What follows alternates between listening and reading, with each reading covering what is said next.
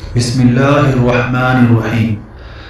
دوستو السلام علیکم۔ یوٹیوب چینل الظاہر ٹی وی میں خوش آمدید۔ دوستو اگر ابھی تک آپ نے ہمارا چینل سبسکرائب نہیں کیا تو پلیز اسے سبسکرائب کریں اور بیل آئیکن کو دبائیں تاکہ ہماری نئی آنے والی ویڈیوز آپ تک پہنچ سکیں۔ دوستو سنتے ہیں حضرت نوح علیہ السلام کے بارے میں۔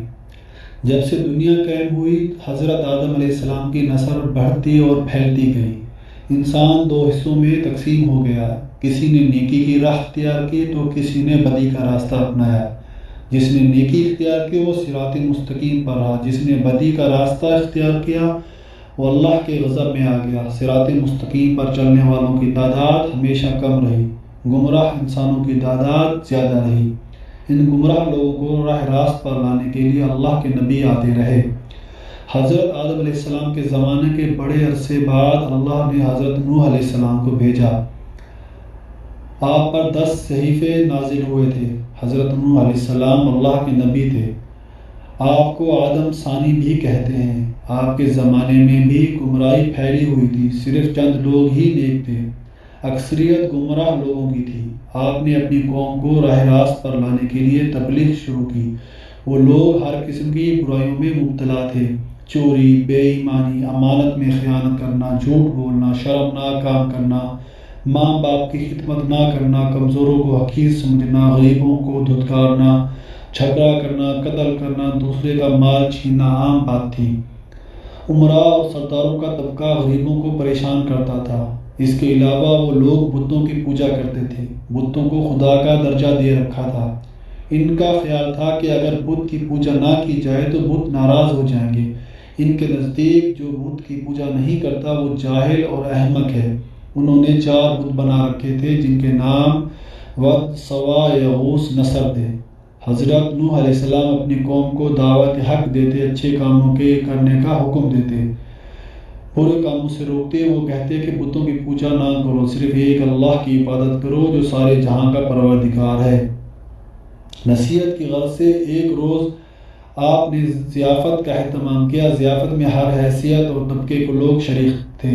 آنے والے مہمانوں میں غریب بھی تھے، امیر اور سردار بھی تھے۔ صاحب حیثیت اور سردار غریبوں کے ساتھ اٹھنا بیٹھنا پسند نہیں کرتے تھے، انہیں حقارت سے دیکھتے تھے، نفرت کرتے تھے۔ لیکن حضرت نوح علیہ السلام نے سب کو یکجا کر دیا۔ لوگوں نے ضیافت کے اہتمام کا سبب دریافت کیا تو آپ نے فرمایا، بھائیو، ہماری قوم کے لوگوں میں بگاڑ پیدا ہو گیا ہے۔ سب سے بڑی خرابی یہ ہے کہ طاقتور طبقہ کمزوروں پر حاوی ہوتا جا رہا ہے۔ جو کمزور ہیں وہ بھی ہمارے ہی بھائی ہیں۔ تم غریبوں کے ساتھ اٹھنا بیٹھنا پسند نہیں کرتے، تم ان سے نفرت کرتے ہو۔ ان میں جو بھوکا ہوتا ہے تم کھانا نہیں کھلاتے، اگر کوئی پیاسا تم سے پانی مانگتا ہے تو تم پانی نہیں پلاتے، اگر کوئی بیمار ہو جاتا ہے تو تم ان کی عیادت کرنے نہیں جاتے، تم اپنے ماں باپ کی خدمت نہیں کرتے، دوسروں کا مال ناجائز طور پر کھاتے ہو، دوسروں کی ملکیت پر قبضہ کرتے ہو۔ یہ تمام شیطانی کام ہیں۔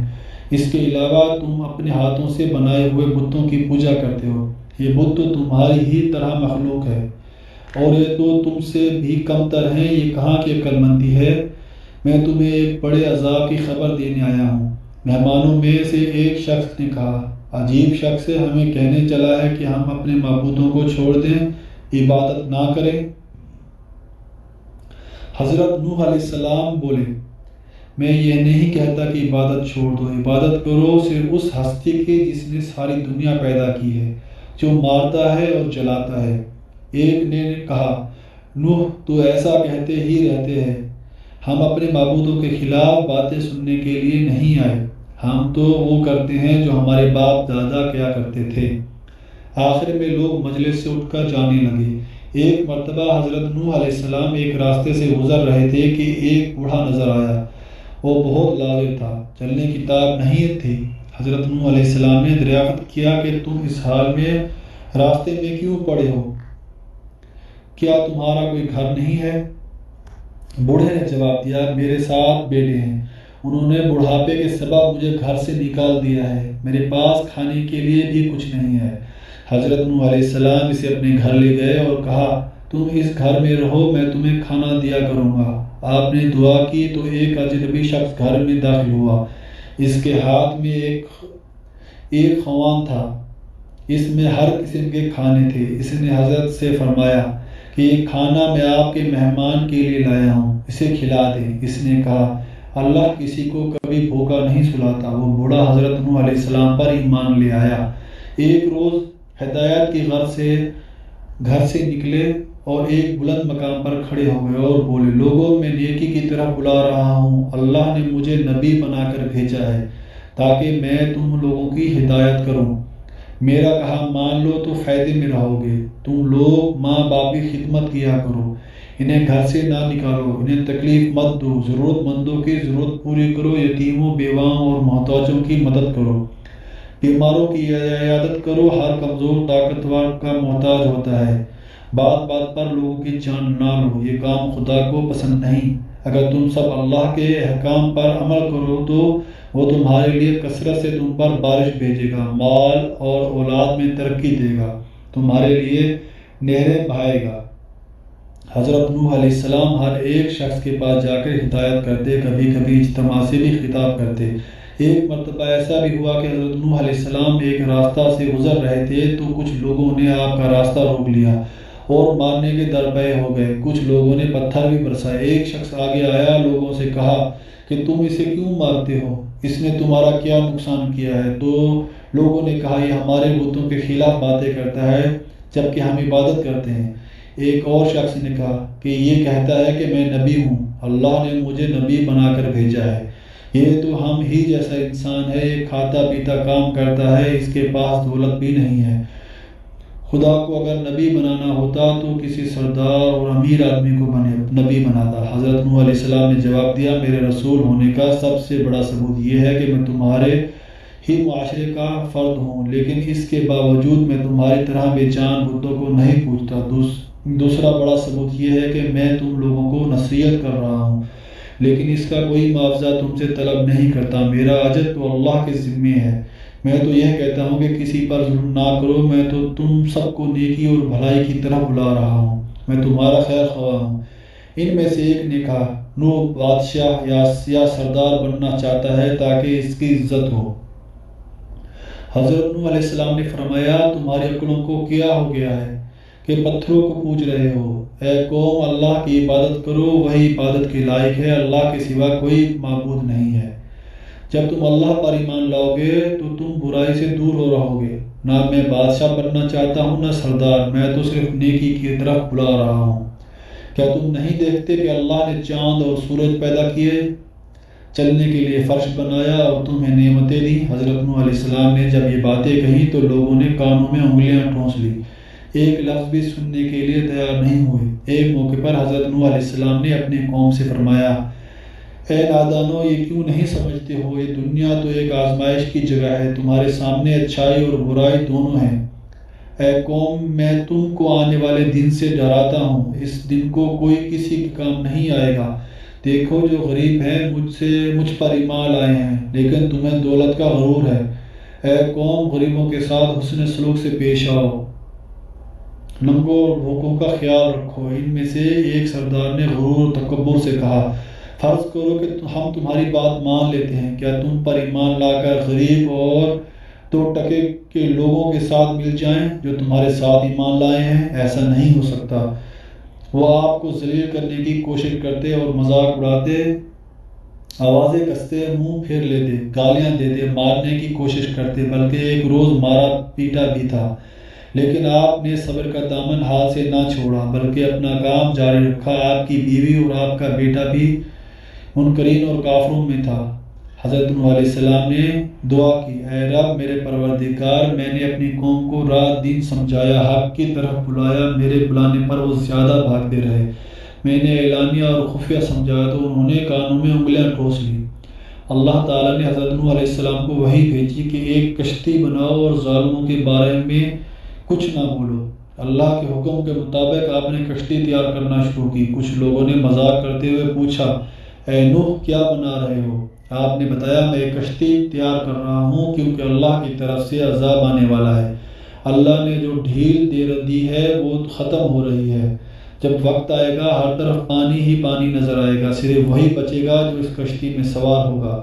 جو بت پرستی سے توبہ کرے گا، گناہوں سے معافی مانگے گا اسی کو اس کشتی میں جگہ ملے گی۔ لوگ بولے اے نوح یہ زمین تو خشک ہے، ایسے آثار بھی نہیں ہیں کہ اتنا پانی ہو جائے کہ کشتی تیرنے لگے۔